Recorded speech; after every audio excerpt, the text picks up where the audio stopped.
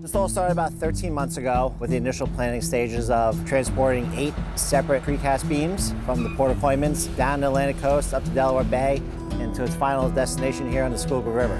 One of the reasons why they're being barged from this site here in Coeymans, New York to Philadelphia, Pennsylvania is because they are not necessarily truckable.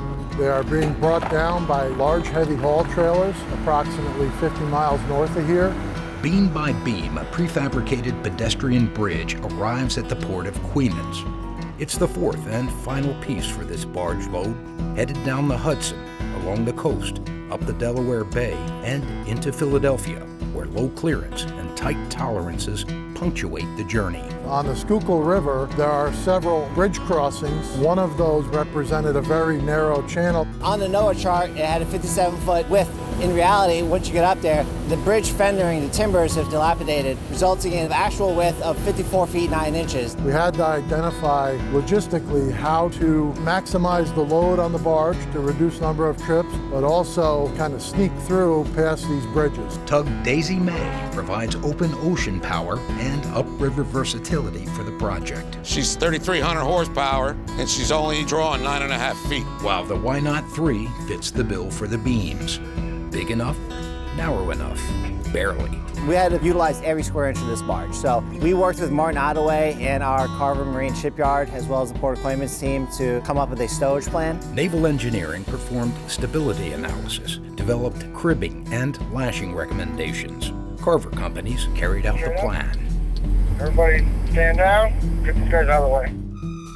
The Port of Coeymans team is responsible for the crane and rigging operations. Our Carver Marine Steelworks team performed all of the grillage and lashing activities. And then our Carver Marine Towing Division is handling the trip and tow from Port of Coeymans to the Schuylkill River site. It's only getting 3. It's getting a set of 2 and 1. We just got done setting the angles for the lashing. Slide the chain through, we tack the D-rings down. Once everything is in the proper position, we go through, Foley weld it down, put 3 passes on each side.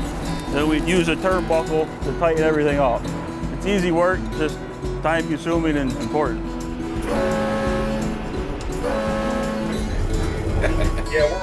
This tow is a little tricky because the beams are overhanging. When a tug gets into push gear, you usually cock it to one side, to get your legs up. With this, you can't get into that concrete. So I have to have extra long tag lines and be right on the money when I do that. Is someone over there, Brazil? Yeah, someone's there. Oh, all right. And it's the same thing with letting go of it when the other boat grabs it. Make sure they know Is that leg up? No, it's not even out. It kind of brings me back to when we transported precast for the Tappan Zee Bridge. It takes a lot of skill and trained guys on deck and guys in the wheelhouse to really know how to get it done. From the lift and load to the lashing and tow, broad expertise and teamwork across Carver entities makes the project possible. Carver Companies is especially well equipped for this type of work because we have the facilities, the people, the resources to make for a one-stop shop on these projects. And as Carver Companies and Carver Marine Towing grow and expand, it's really setting the standard for this is what we do and this is what we excel at.